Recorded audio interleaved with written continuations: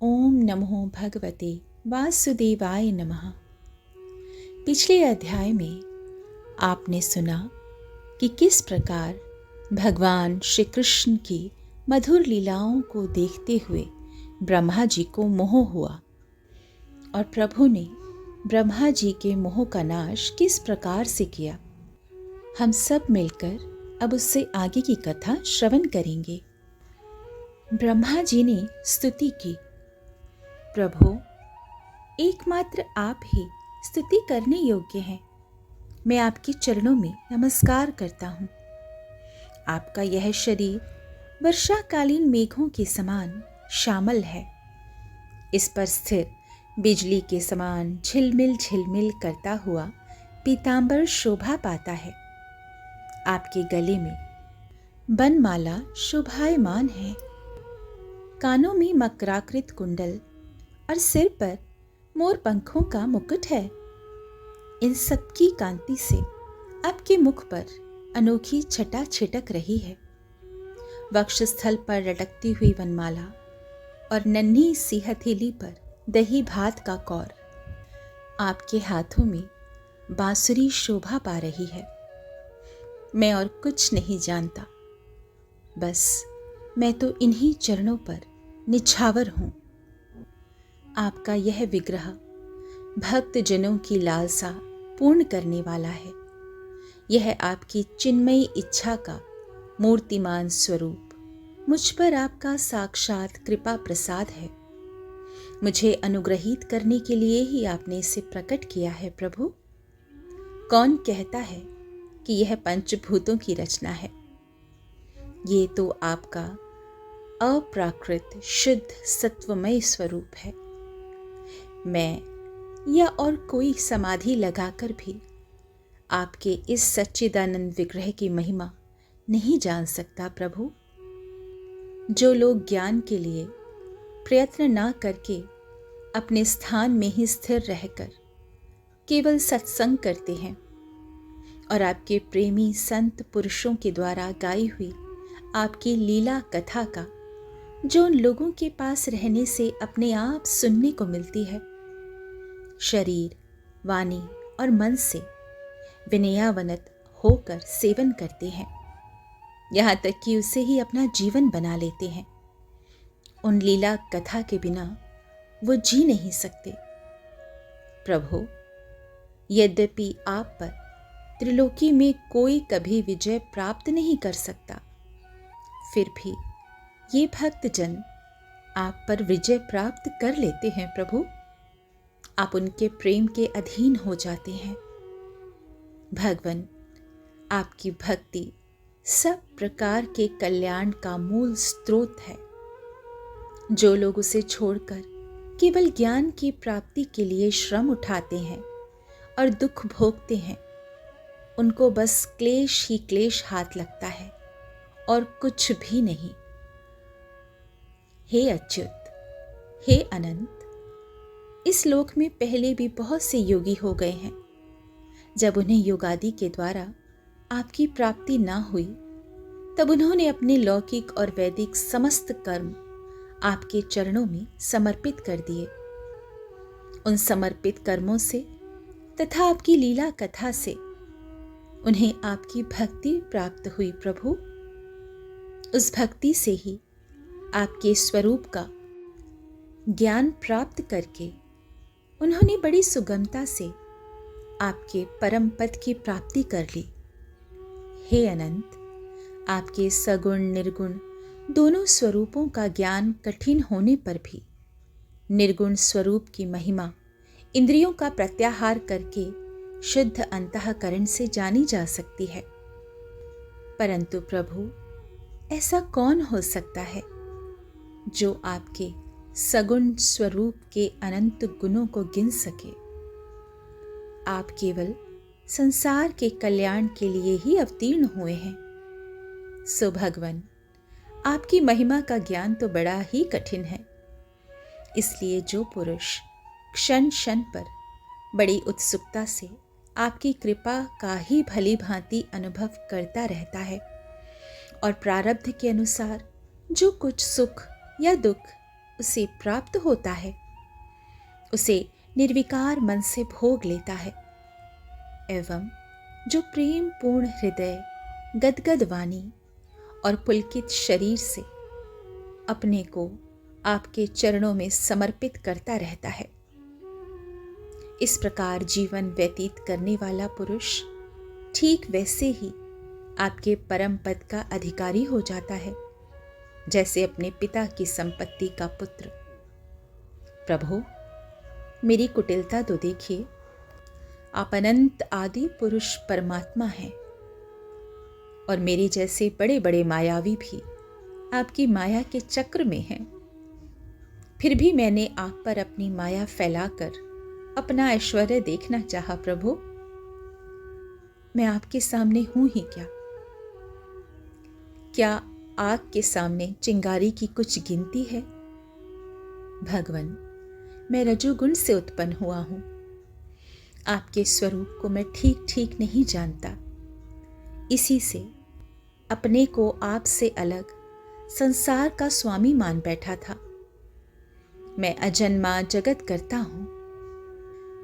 इस मायाकृत मोह के घने अंधकार में मैं अंधा हो रहा था, इसलिए यह समझकर कि यह मेरे ही अधीन है मैंने ये माया रची। प्रभु, आप मेरा अपराध क्षमा कीजिए, मुझ पर आप कृपा कीजिए। मेरे स्वामी, आपके एक एक रोम के छिद्र में अगणित ब्रह्मांड उसी प्रकार उड़ते पड़ते रहते हैं जैसे झरोखे की जाली में से आने वाली सूर्य की किरणों में रज के छोटे छोटे परमाणु उड़ते हुए दिखाई देते हैं। कहाँ अपने परिमाण से 3.5 हाथ के शरीर वाला अत्यंत क्षुद्र मैं, और कहाँ आपकी अनंत महिमा। प्रभु, वृत्तियों की पकड़ में ना आने वाले परमात्मन, जब बच्चा माता के पेट में रहता है तब अज्ञानवश अपने हाथ पैर पीटता है, परंतु क्या माता उसे अपराध समझती है या उसके लिए वह कोई अपराध होता है और नहीं है? इन शब्दों से कही जाने वाली कोई भी वस्तु ऐसी है क्या जो आपकी कोख के भीतर ना हो? प्रभु, श्रुतियां कहती हैं कि जिस समय तीनों लोक प्रलयकालीन जल में लीन थे, उस समय उस जल में स्थित श्री नारायण के नाभि कमल से ब्रह्मा का जन्म हुआ। उनका यह कहना किसी प्रकार भी असत्य नहीं हो सकता। तब आप ही बतलाइए प्रभु, क्या मैं आपका पुत्र नहीं हूं? प्रभु, आप समस्त जीवों की आत्मा हैं, इसलिए आप नारायण हैं। आप समस्त जगत और जीवों के अधीश्वर हैं, इसलिए आप नारायण हैं। आप समस्त लोकों के साक्षी हैं, इसलिए भी नारायण हैं। नर से उत्पन्न होने वाले जल में निवास करने के कारण जिन्हें नारायण कहा जाता है, वे भी आपके एक अंश ही हैं। वह अंश रूप से दिखना भी सत्य नहीं है, आपकी माया ही है। प्रभु भगवन, यदि आपका वह विराट स्वरूप सचमुच उस समय जल में ही था, तो मैंने उसी समय उसे क्यों नहीं देखा, जबकि मैं कमल नाल के मार्ग से उसे 100 वर्ष तक जल में ढूंढता रहा। फिर मैंने जब तपस्या की, तब उसी समय मेरे हृदय में उसका दर्शन कैसे हो गया, और फिर कुछ ही क्षणों में वह पुनः क्यों दिखा, अंतर्धान क्यों हो गया। माया का नाश करने वाले मेरे प्रभु, दूर की बात कौन करे, अभी इसी अवतार में आपने इस बाहर दिखने वाले जगत को अपने पेट में ही दिखला दिया, जिसे देखकर माता यशोदा चकित हो गई थी।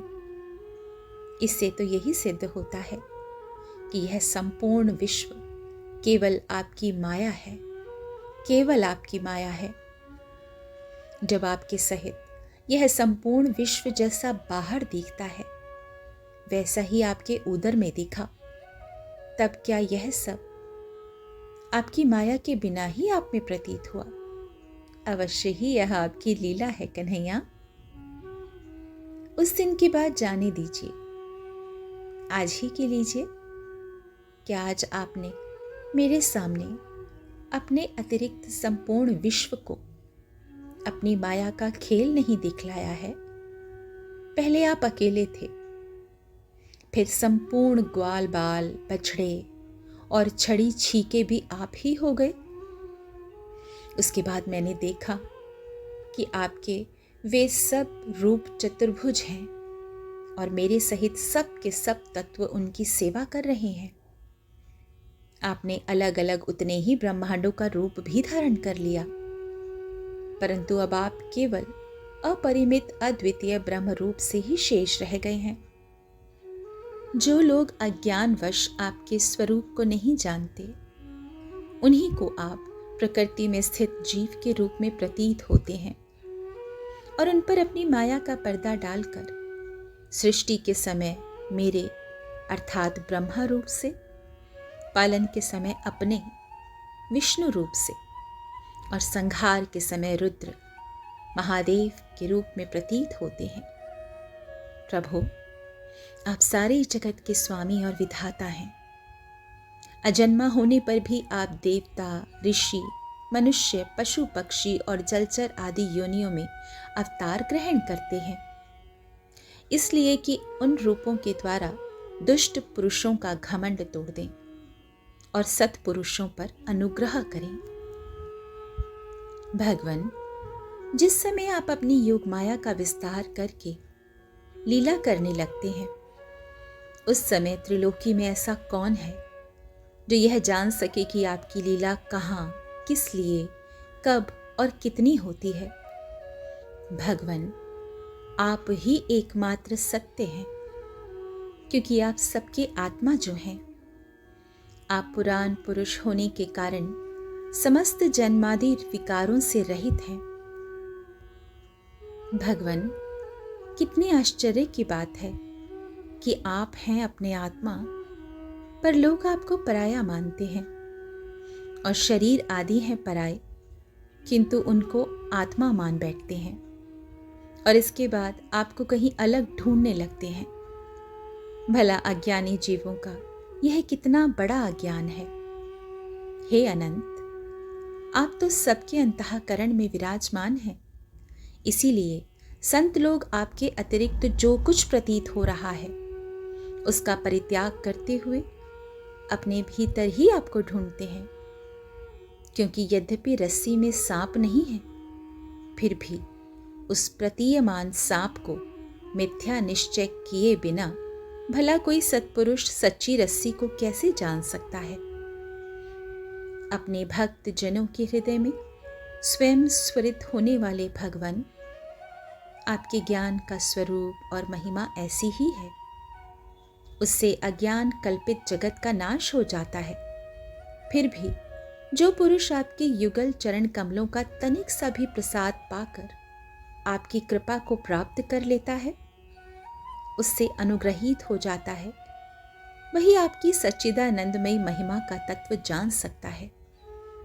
दूसरा कोई भी ज्ञान, वैराग्य आदि साधन रूप अपने प्रयत्न से बहुत काल तक कितना भी अनुसंधान करता रहे, वह आपकी महिमा का यथार्थ ज्ञान नहीं प्राप्त कर सकता।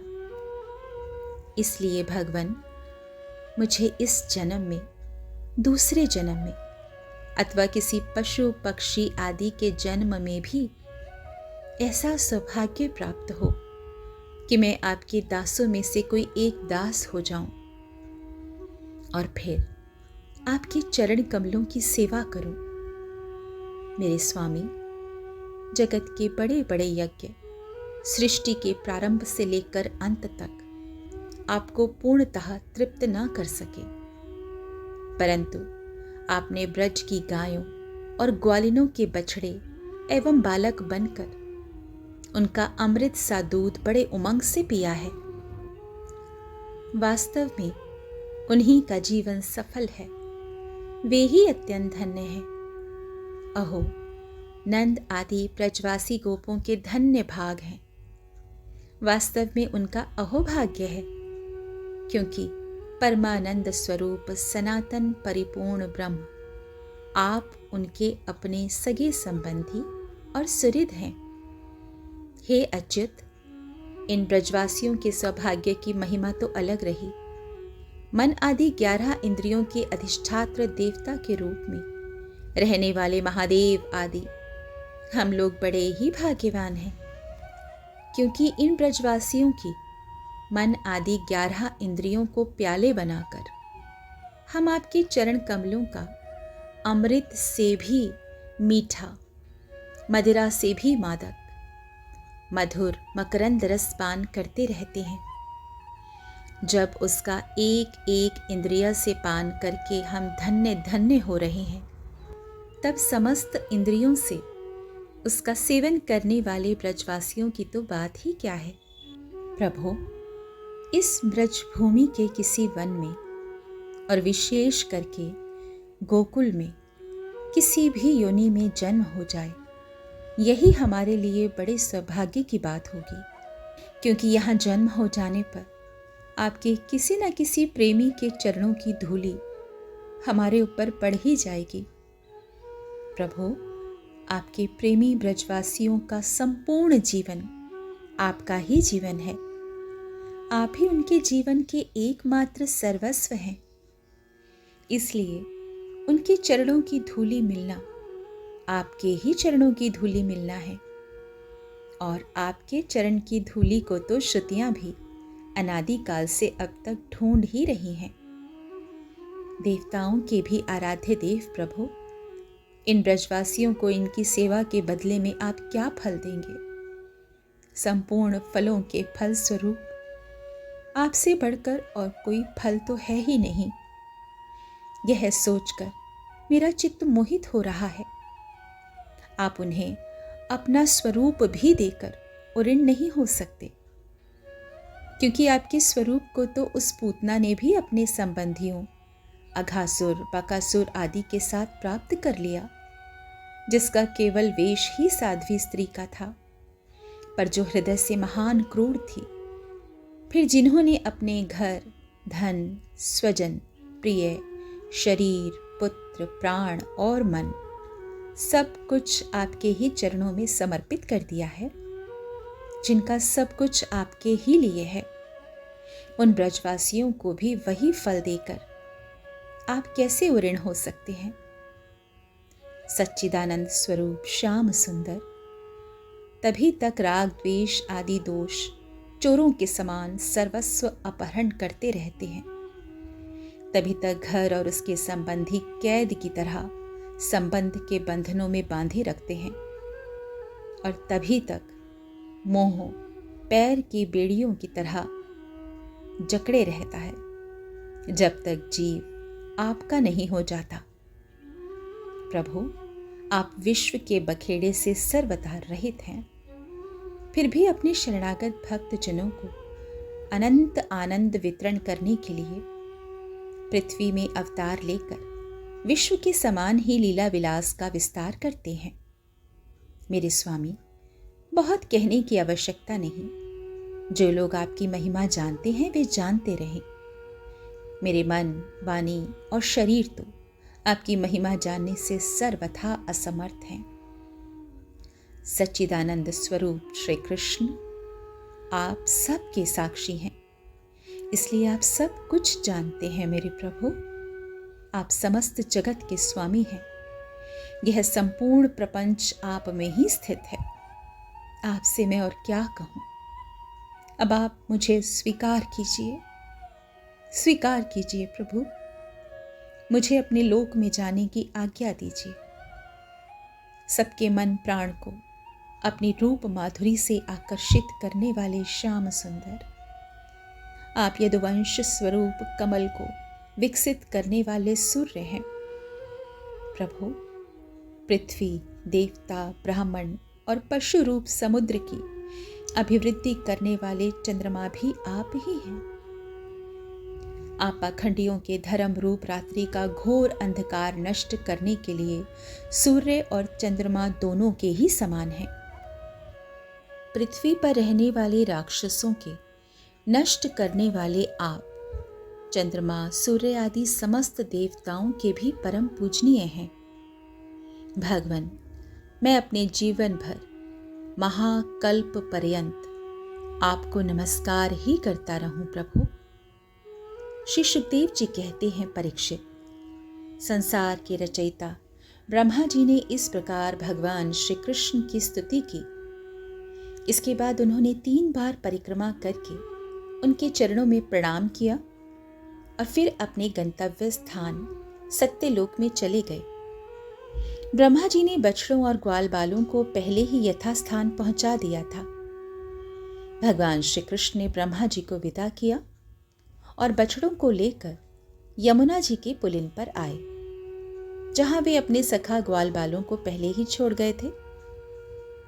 अपने जीवन सर्वस्व प्राण वल्लभ श्री कृष्ण के वियोग में यद्यपि 1 वर्ष बीत गया था, तथापि उन ग्वाल बालों को वह समय आधे क्षण के समान जान पड़ा।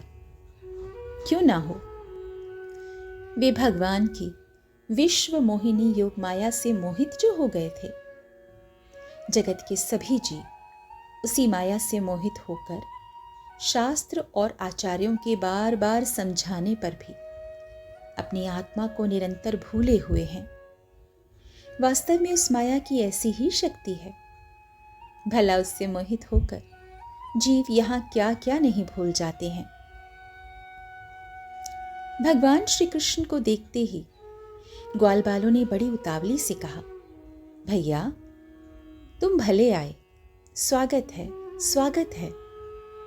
अभी तो हमने तुम्हारे बिना एक और भी नहीं खाया है। आओ, इधर आओ, आनंद से भोजन करो। तब हंसते हुए भगवान ने अपने ग्वाल बालों के साथ भोजन किया और उन्हें अघासुर के शरीर का ढांचा दिखाते हुए वन से ब्रज में लौट आए। श्री कृष्ण के सिर पर मोर पंख का मनोहर मुकुट और घुंघराले बालों में सुंदर सुंदर महकते हुए पुष्प गूंथ रहे थे। वे चलते समय रास्ते में उच्च स्वर से कभी बांसुरी, कभी पत्ते और कभी सिंगी बजाकर मगन हो रहे हैं। पीछे पीछे ग्वाल बाल उनकी कीर्ति का गान करते जा रहे हैं। कभी वे नाम ले लेकर अपने बछड़ों को पुकारते हैं तो कभी उनके साथ लाड़ लड़ाने लगते हैं। मार्ग के दोनों ओर गोपियां खड़ी हैं। जब वे कभी तिरछे नेत्रों से उनकी नजरों से नजर मिलाते हैं तब गोपियां आनंद मुग्ध हो जाती हैं। इस प्रकार भगवान श्री कृष्ण ने गोष्ठ में प्रवेश किया। परीक्षित, उसी दिन बालकों ने ब्रज में जाकर कहा कि आज यशोदा मैया के लाडले नंदनंदन ने वन में एक बड़ा भारी अजगर मार डाला है और उससे हम लोगों की रक्षा की है। राजा परीक्षित ने कहा, ब्राह्मण, ब्रजवासियों के लिए श्री कृष्ण अपने पुत्र नहीं थे, दूसरे के पुत्र थे। फिर उनका श्री कृष्ण के प्रति इतना प्रेम कैसे हुआ? ऐसा प्रेम तो उनका अपने बालकों पर भी पहले कभी नहीं हुआ था। आप कृपा करके बतलाइए, इसका क्या कारण है? श्री सुखदेव जी कहते हैं, राजन, संसार के सभी प्राणी अपने आत्मा से ही सबसे बढ़कर प्रेम करते हैं। पुत्र से, धन से या और किसी से जो प्रेम करता है वह तो इसलिए कि वे वस्तुएं अपने आत्मा को प्रिय लगती हैं। यही कारण है कि सभी प्राणियों का अपने आत्मा के प्रति जैसा प्रेम होता है वैसा अपने कहलाने वाले पुत्र, धन और ग्रह आदि में नहीं होता। जो लोग देह को ही आत्मा मानते हैं वे भी अपने शरीर से जितना प्रेम करते हैं उतना प्रेम शरीर के संबंधी पुत्र, मित्र आदि से नहीं करते। जब विचार के द्वारा यह मालूम हो जाता है कि यह शरीर मैं नहीं हूं, यह शरीर मेरा है, तब इस शरीर से भी आत्मा के समान प्रेम नहीं रहता। यही कारण है कि इस देह के जीर्ण शीर्ण हो जाने पर भी जीने की आशा प्रबल रूप से बनी रहती है। इससे यह बात सिद्ध होती है कि सभी प्राणी अपने आत्मा से ही सबसे बढ़कर प्रेम करते हैं और उसी के लिए इस सारे चराचर जगत से भी प्रेम करते हैं। इन श्री कृष्ण को ही तुम सब आत्माओं का आत्मा समझो संसार के कल्याण के लिए ही योग माया का आश्रय लेकर वे यहाँ देहधारी के समान जान पड़ते हैं। जो लोग भगवान श्री कृष्ण के वास्तविक स्वरूप को जानते हैं, उनके लिए तो इस जगत में जो कुछ भी चराचर पदार्थ हैं अथवा इससे परे परमात्मा, ब्रह्म, नारायण आदि जो भगवत स्वरूप हैं, सभी श्री कृष्ण हैं, सभी श्री कृष्ण हैं। श्री कृष्ण के अतिरिक्त और कोई प्राकृत अप्राकृत वस्तु है ही नहीं। सभी वस्तुओं का अंतिम रूप अपने कारणों में स्थित होता है। उस कारण के भी परम कारण है भगवान श्री कृष्ण। तब भला बताओ, किस वस्तु को श्री कृष्ण से भिन्न बतलाएं? जिन्होंने पुण्य कीर्ति मुकुंद मुरारी के पद पल्लव की नौका का आश्रय लिया है, जो कि सत्पुरुषों का सर्वस्व है, उनके लिए यह भव सागर बछड़े के खुर के गढ़े के समान है। उन्हें परम पद की प्राप्ति हो जाती है और उनके लिए विपत्तियों का निवास स्थान यह संसार नहीं रहता। परीक्षित, तुमने मुझसे पूछा था कि भगवान के 5वें वर्ष की लीला ग्वाल बालों ने 6ठे वर्ष में कैसे कही। उसका सारा रहस्य मैंने तुम्हें बतला दिया।